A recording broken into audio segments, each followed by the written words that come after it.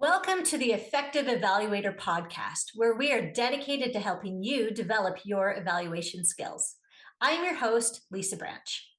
This podcast is part of a special project from the Toastmasters International Program.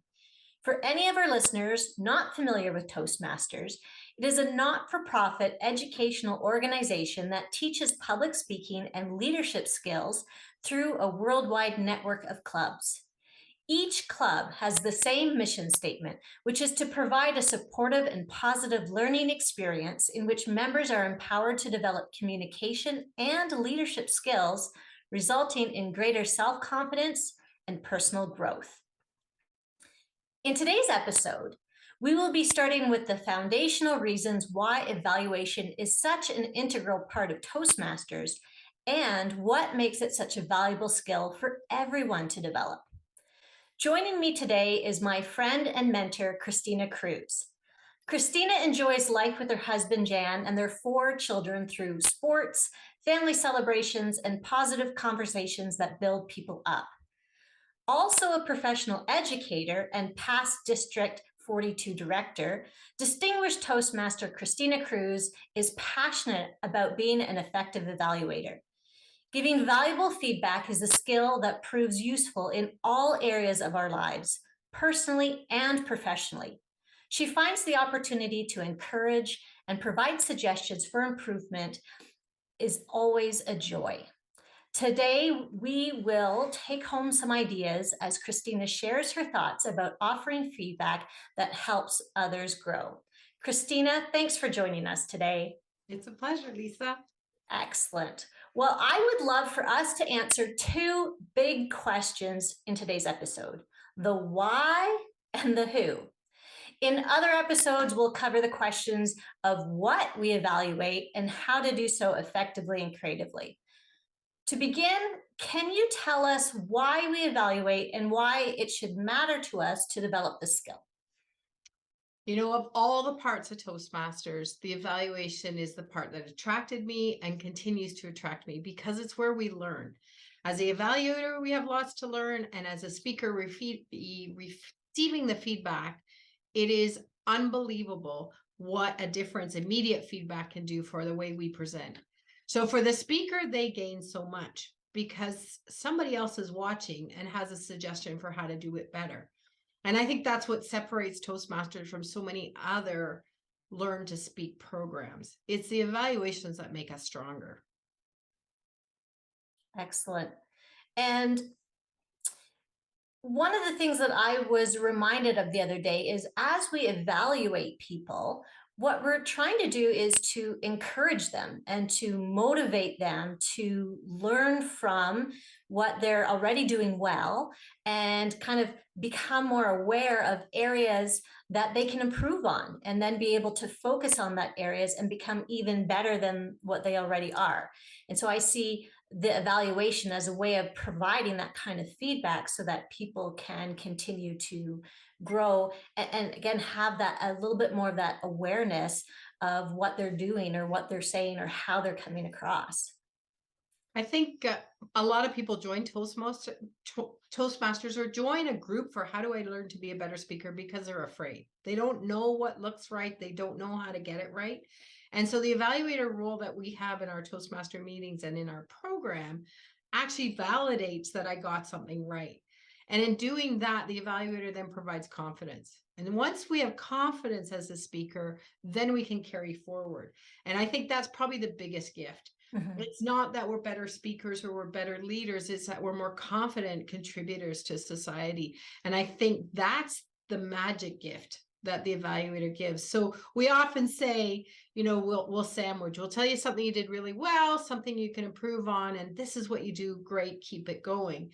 I think that the ability to encourage, mentor, coach, teach somebody else to be better at something is a true gift. And it actually makes my heart swell when I see somebody else actually take my advice or the guidance that I've been given and I've shared and stand more firmly, use their voice more wisely, and actually take that ability to speak well to convince an audience to do whatever it is their reason for speaking is. Mm-hmm. I was actually just talking to a new member in our Toastmasters club. His name is Jack. And I asked him why he joined. And that's exactly what he said. He wants to feel more confident when he's speaking with his clients. And he just recognizes that he feels butterflies and he wants to work through that. So the fact that people are coming and learning to feel more confident, the fact that we as a community can come together and build up someone else's confidence by encouraging them and supporting them and helping them learn things. I mean, that's an incredible feeling already, knowing that we have that kind of ability to build into other people's lives. That's fantastic. I think it's really amazing when we see it in a meeting. But when we then hear about, hey, I got that promotion, or you won't believe it, I met this incredible friend and now we're doing traveling together, or wow, the things that I could help my children with so that they could academically thrive at school, or the way I could organize a team, because we learn so much about how to motivate other people. And I think that is a learned skill. Those who do it naturally are very lucky, but it is a skill that we can take into the workplace, into our other communities, organizations, and even into our families. Mhm. Well, let's go back to we were talking about in a Toastmasters meeting. And I've heard it said that there are three groups that benefit from an evaluation. The first group is the speaker. And then the next one is the one who's actually giving the evaluation. And then the third one would actually be a group, and that would be the audience. So, can you walk us through each of these groups and how they benefit and what they can do to maximize their learning and growth opportunity? So the speaker gets up to speak, and we have an evaluator. So the speaker needs confidence. The speaker needs to know the tools of what does a good speech look like. And we can share that in so many reasons, so many different ways within our meetings. Are you trying to entertain us? Are you trying to educate us? Do you want to persuade us to do something? Or you want to make us laugh? You want to make us cry? So whatever the reason that speaker has to get up, they need to find the best way to do that. As a group, we can offer suggestions and everybody will take what is their part. So the speaker learns a lot. They're given the gift of here's feedback. I usually say to people, you'll get somebody who loves you and you get somebody who doesn't. Take the middle, and that's probably where you stand. And if you agree with that, move forward. If you don't agree with it, don't incorporate it into your speaking style. But I always say any evaluation is going to give you one thing that you could do better for next time. The evaluator, in the way that they present their evaluation, has incorporated so many skills. And I remember when I first started, I was in awe that somebody could listen to a 5-minute speech and give back so much. We call it now gold. How did you hear that? How did you know that? But as we practice and as we see and we listen to each other more, we get to realize this is what makes a good opening. This what is valuable in trying to set up a map or a roadway for your audience to be able to understand you. And a good conclusion doesn't leave your audience hanging. It probably calls them to action. So understanding what does a real presentation or a speech or a story look like, that's good. And it's different depending on who you're speaking to and what your reason for speaking is. But having somebody else sort of say, you got this part right, this was really good, why don't you tweak it like that? The evaluator is very skilled to be able to give that all back in 3 minutes, if that's what we're doing in a meeting. They had to listen, first of all. And I think that is probably one of the huge benefits of taking on the evaluator role. Communication is two-way, and we all have lots to say, but when we are the listener, we give the speaker so much. If you're listening to me, then I must be worthy of speaking. And that's going to build my confidence. So the speaker listens. The speaker then has to incorporate in their own mind, in their own organization, a way to give it back so that it is properly understood. And that can be tricky, because if it's misunderstood, then the evaluation isn't as strong as it might have been. So there's a real knack to being able to use positive, encouraging ways without avoiding the fact that maybe you could improve in this area or that area. And sometimes it's super tough. Speaker could be way, way beyond the evaluator's capacity to understand what makes a really great speech, but everybody has an opinion. And either you moved me in some way emotionally, or I can give you an opportunity for how you might do that better. And when we do this in a meeting, there's lots of people listening. And I think they're really valuable. The really skilled evaluators can make everybody feel like they're involved in the evaluation. The speaker did this. Did you hear them do that? Wasn't it incredible the way that? And so the audience feels included and then can start to, what I call, take the tools and put them in their backpack or in their toolkit and improve in their next presentation. So we have all three groups learning, the speaker, the evaluator, and the audience, and we rotate those roles. So then we know what it's like to be the receiver. We know what it's like to be the giver. We know what it's like to be kind of the bystander, but attend 4, 6 meetings. And oh my gosh, the learning is torpedoed. Like, it is unbelievable, even if you just sit there.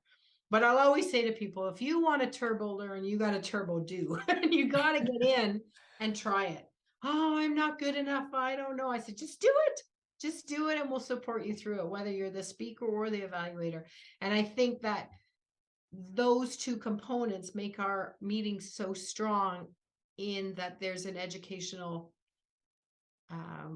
setting where people can learn safely, which is our mission. I think that was one of the things that amazed me when I first joined Toastmasters, was the learning that happened just by observing, right? And I would listen to the speaker, and then you're right, I would hear the evaluator, and I was blown away. I'm like, I had no idea that, right, that they could analyze so quickly on their feet, that they could recognize things, that they were familiar with different techniques that were more effective, or just being able to, the words that they use to encourage the speaker, even if they, didn't have a lot to say about the topic or anything. They didn't have to be an expert in that field to be able to give feedback to the speaker about how effective the speech was. And I agree with what you're saying, that there is benefit for somebody being in the audience and learning from both the speaker and the evaluator, but you got to get off of the out of the audience and into those roles to really have that learning increased, to be a speaker and receive the feedback, and then to be an evaluator to be able to give that feedback. That's where the learning comes in. And I love that Toastmasters provides a really safe and welcoming environment, that if you've never done this before, you have a whole room full of people who want to help you, who want to support you and see you succeed. And then they can give you feedback, even on, if you're the one giving feedback, right? We give feedback to the evaluator on how they could even be more effective. And even if they, stumble through it, um, everybody's there to encourage them and to help them through it. And I just love that it is that safe environment to try something maybe you've never evaluated before, and you're really worried about coming across as critical or maybe hurting the person's feelings. And once you've seen it done and tried it and experimented with some of the phrases, and we'll get into that in other episodes, but there are ways that you can phrase things such that you share an observation without passing judgment or without being critical to the person. Rather, you're talking about the speech itself. And and the person can, just rest assured that, their, maybe their gestures or their mannerisms, not the core of who they are. I think that the delivery affects every audience member differently, Mhm. regardless of the content. And every audience member has the privilege and the right to say, this is how it affected me. So we're all evaluators all the time. What's really impressive through Toastmasters is we can be very effective evaluators. We can actually make an impact because we can suggest a more effective way. We can suggest successful techniques that we've learned through our own experiences and what other Toastmasters have shared with us. So I think that the mileage counts, but I also think that there is a lot to be said for the risk taker, the person who does it differently and catches our attention, or makes us think a little bit differently, which is what a speaker is trying to do. So the second part I just wanted to add it to what you said is when the speaker says their bit and the evaluator says their bit, there's still a room full of people who can offer feedback. And I think that's the other part that I love about a meeting, in that we have that minute of silence after a speech where everybody writes to the speaker. And that 1 minute that I'm given forces me to have listened properly to the speech so that I could give fair feedback. But also in that listening exercise, I'm learning. And then what I picked out might be different than what the actual oral evaluator gives. And that just sort of piggybacks or stacks on top of the learning that I've already been able to grab through my own experience. So I love hearing different ways or different manners of motivating people and keeping them confident and willing to try again. Ultimately, the evaluator is encouraging that speaker to get up and do something again. Mhm. And when we do that, then we see learning. And for some people, the learning is so quick, it amazes me. And we can talk later about what happens with youth. I mean, old people take a long time, but when we give those skills to children and to young adults, wow, it is unbelievable, because then they're taking that skill set of being a better communicator, a better listener, into all of what they're going to do. That's only going to make our world better. Well, and we've talked about it a little bit already in terms of, the examples that we've given have mostly been inside of a Toastmasters meeting. But let's take this skill out into the real world. Where do you see some of the biggest benefits for people to develop their evaluation skills? The obvious one for adults and for youth as well is a job performance review. For a young adult or somebody looking for a job, it is a job interview. And I always talk to the youth. I say, and if you never have that experience, I want you to call me, because how are you living without a job? So it is something that we will all have to do, whether we get paid or we're volunteering for the position. Somebody's going to evaluate whether we fit into the team. So there's two parts to that. One is, how can I speak? How can I convince them that I'm the person? But the second part, in having been a strong evaluator within the meeting, I can then listen to the interview questions and formulate my answers quickly in an organized fashion that will give the best impact for the listener. That can be a job interview. That can be on a team when you're working with people at work. I want you to understand my opinion. I've listened to your opinion. Now it's your turn to listen to mine, and I'm going to give it to you in an effective way that you will be convinced that I'm on the right track. And I always go back to families. If parents are good listeners, their children will talk. And if they're talking, then we know each other. So I think that throughout my experience, whether I was a sports coach, whether I was a academic coach, whether I was a parent or a relative in a family setting, and I even at church or at community meetings, having those skills that have been taught and experienced and practiced at Toastmasters always, always come through. There's probably not a week where I don't think, oof, glad I know what this is like. So it transfers into so many ways. And I think ultimately our success in life, or our happiness or joy that we find, is in our relationships. And our relationships are strong when our communication works. When Mhm. what we're saying is actually being understood, and what is being said to us, we understand. And that has been an incredible learning journey through my experience at Toastmasters, not just for what I've actually experienced, but which I've seen other people experience, and how I've seen people change or become a better listener.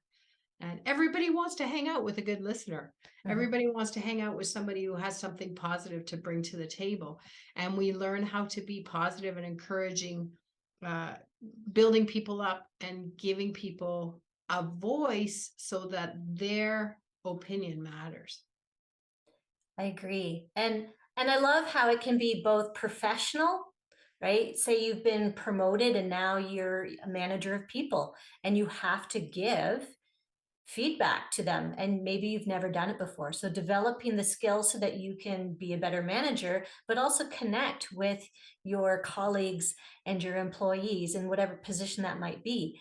But then I love how you bring this into the family and how we can be better listeners. And I was reminded of, the things that you think about and notice are the things that you comment on.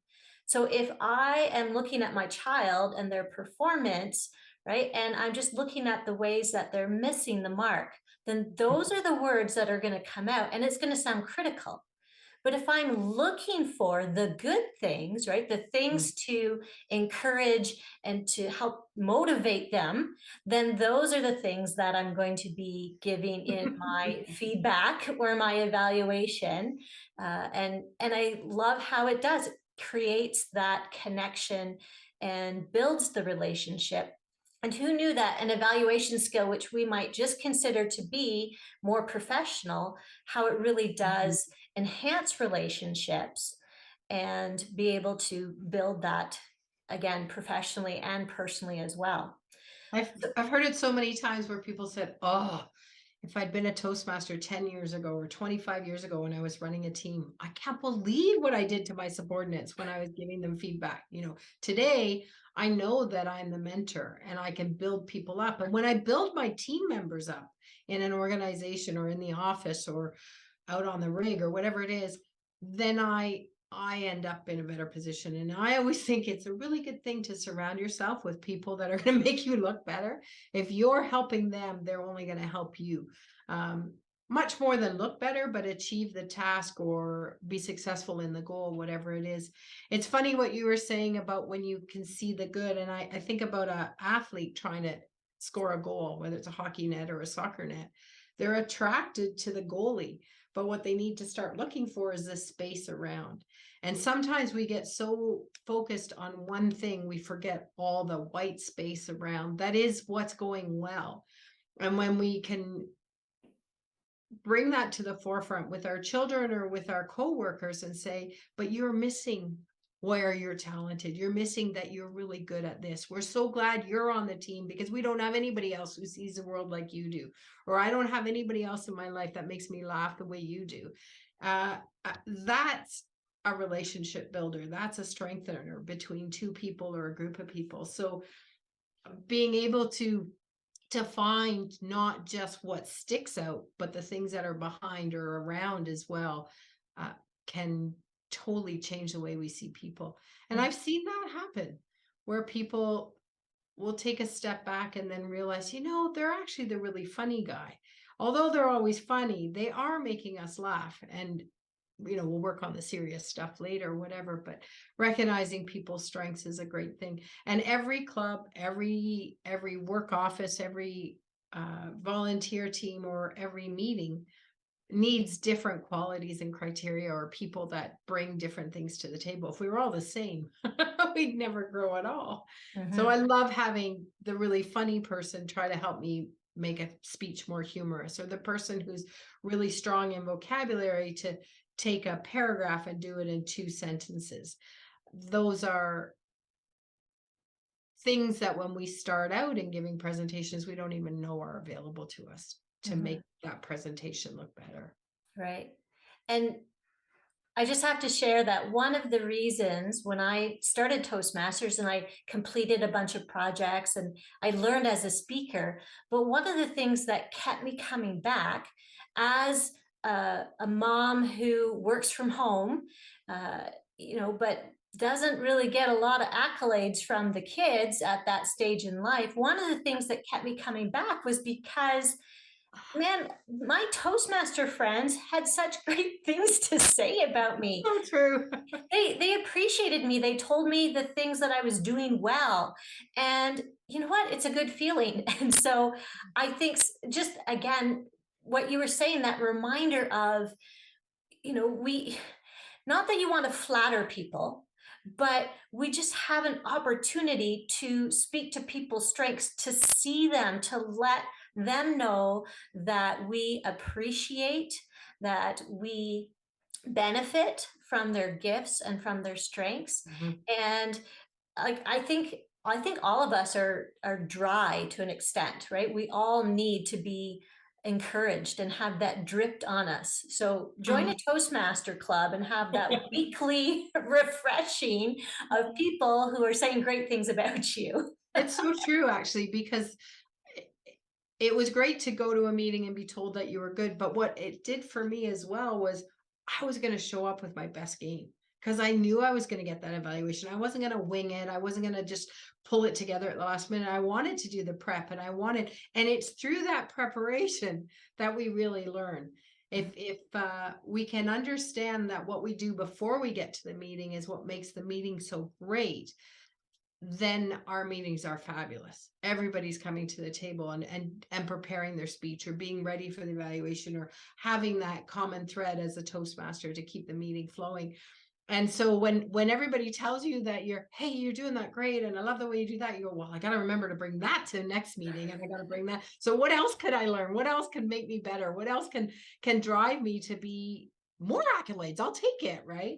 And then I can take all those drips if you want. I can take that nourishment and say, here, let me share with you too, because somebody gave it to me. And I can see, to quote a champion, I can see something in you. Don't sit on it. Let's develop it and let's make you stronger. Let's make you better. Let's make you more effective as a speaker. Mhm. Well, Christina, thank you so much for coming on the podcast and sharing with us your expertise and experiences with evaluations. And I hope that this conversation inspires our audience to check out Toastmasters or sign up to be a speech evaluator at their next meeting as they continue their journey to becoming a more effective evaluator.